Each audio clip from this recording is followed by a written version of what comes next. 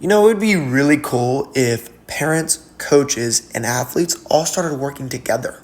I know that's like a wild thing to think about, but hear me out.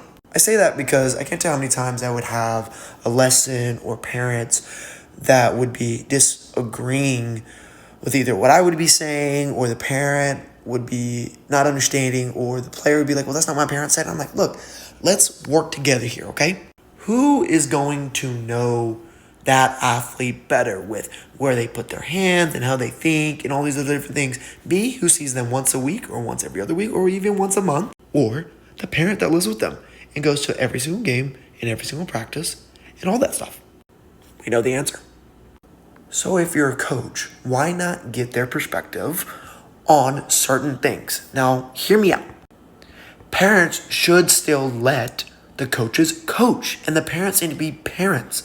But I believe that especially when they're young and they're in middle school or high school and they're doing lessons, that coaches don't use the parents as a resource and they just drop their kids off. And I don't think that's very healthy.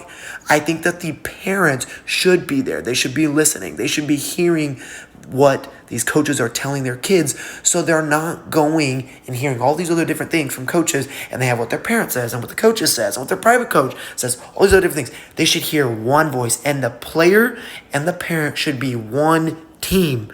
And if they do that, they have a better chance of succeeding and growing, helping that athlete develop at a better rate, and also having everybody else happy and not being such of a more stressful home life because you're having all these other different arguments. You should be able to understand and look at one another going, okay, remember what Coach Cody said, or remember what Coach Johnson said, or whoever it is.